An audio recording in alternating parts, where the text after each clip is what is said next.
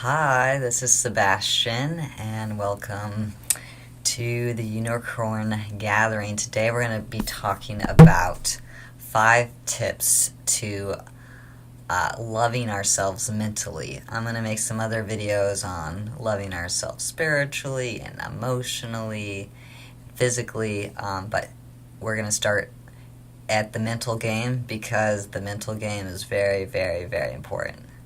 So, yes, let's begin. All right. So the first thing that you want to do is build some awareness around what you are mentally thinking, the thoughts that are running through your mind constantly. There's thoughts running through our minds constantly, but it's not that they're necessarily our own thoughts. It's more like we are an antenna, and we're like a radio station. Depending on what frequency we are tuned to depends on what kind of thoughts are coming through our brain. And since we're on Earth, there could be a lot of kind of negative thoughts running through our brain, and if we start listening to those thoughts, they get us into trouble. So the first thing to do is just to build awareness of the kind of thoughts that you're having.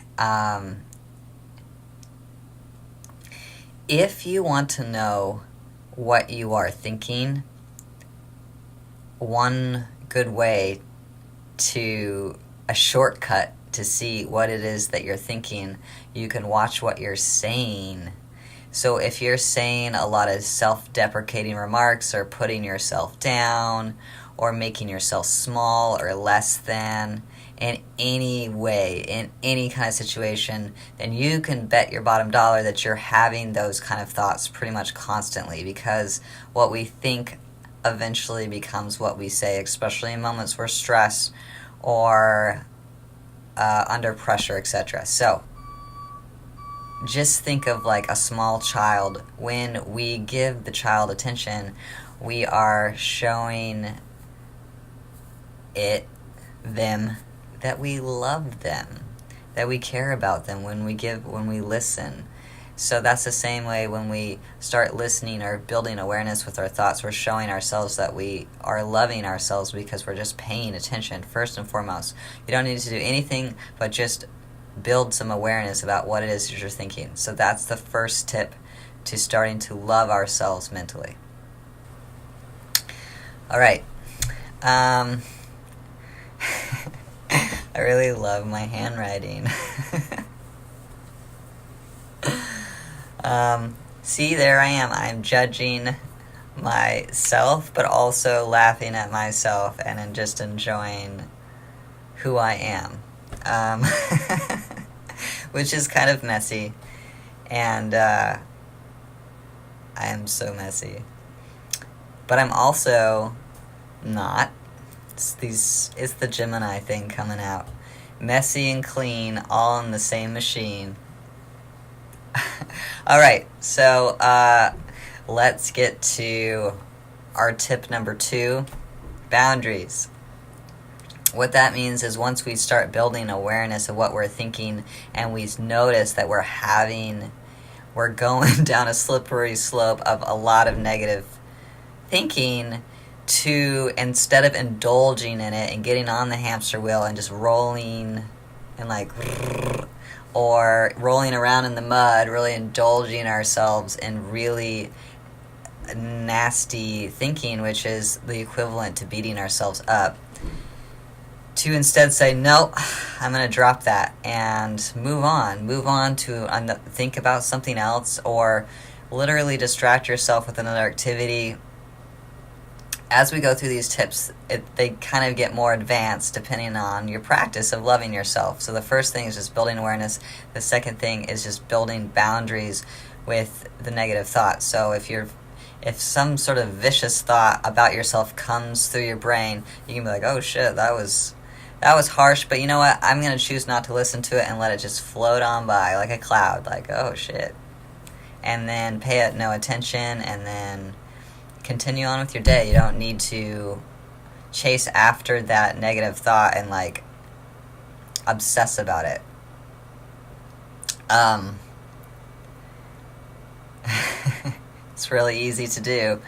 So this is a practice, and we're all doing the best we can. So, tip number 2, boundaries. All right, this is great.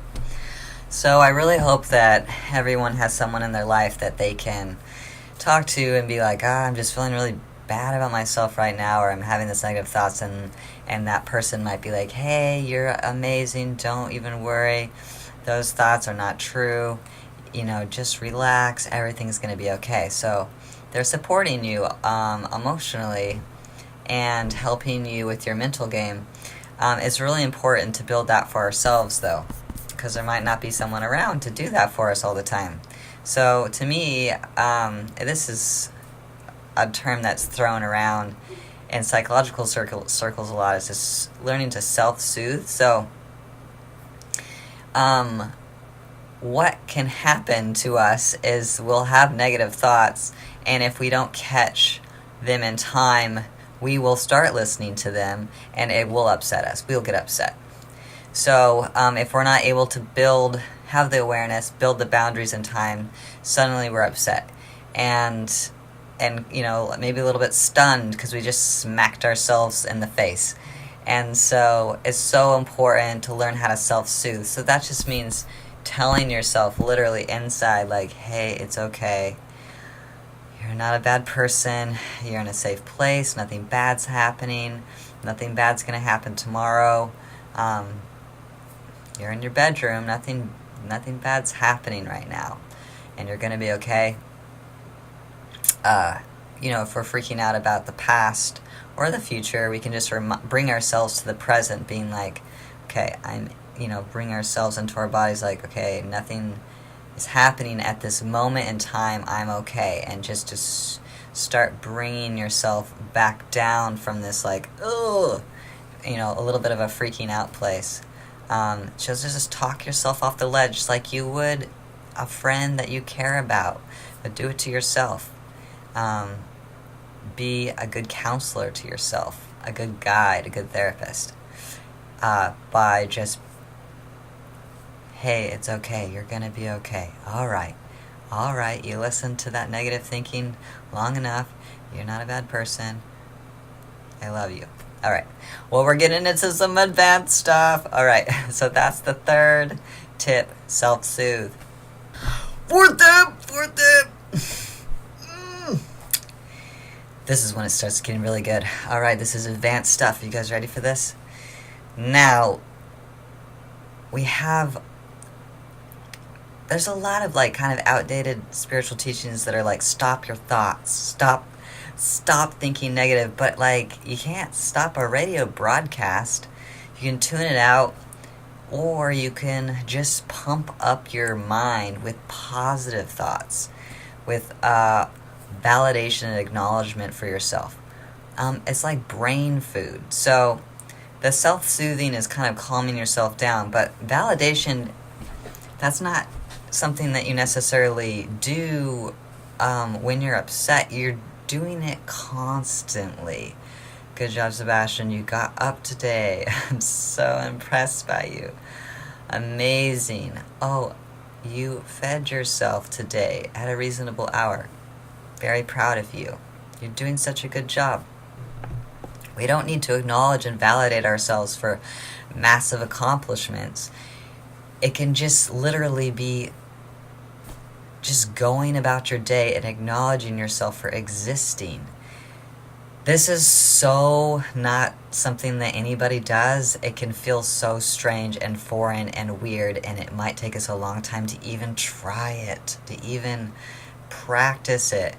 But it will change your life if you start validating and acknowledging yourself every single moment of every single day. Just really, really, really commit to it, because we've all learned, unfortunately, how to bully the shit out of ourselves. We are so good at bullying ourselves, being mean to ourselves, putting ourselves down, invalidating ourselves, not, withholding acknowledgement. We are so good at that. We've practiced it our whole lives. And so it's almost, in order to kind of match that bully, we have to be our own personal saint and savior and guide, and be as strong as that bully is. We have to build up our strength of validation and acknowledgement just constantly. Good job. You know, one great thing to do, you could, before you go to bed, write down 10 things that you're proud of yourself for the day. And again, it could be little tiny things. It doesn't have to be anything crazy. And try not, I mean, that could lead you into feeling shitty about yourself. So don't.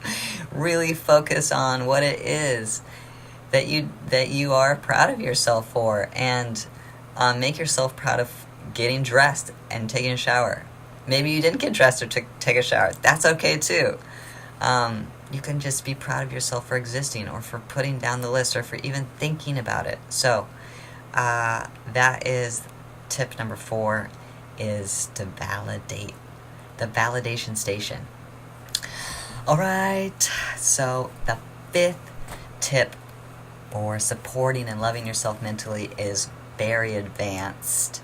It's very difficult to do. I have a hell of a hard time doing it myself, although I do practice, because I am not going to be sharing anything with you all unless I do it in my own life, or I have some experience with it. Otherwise, I'm just full of shit. And you know what? We have so much bullshit just flying around out there. Really don't need any more. So, tip number 5 is loving yourself directly. So, mentally, this could mean for you looking into the mirror and saying, I love you. I love you. Or saying nice things. I love this pink on you. It looks so great with the turquoise today. You're looking lovely.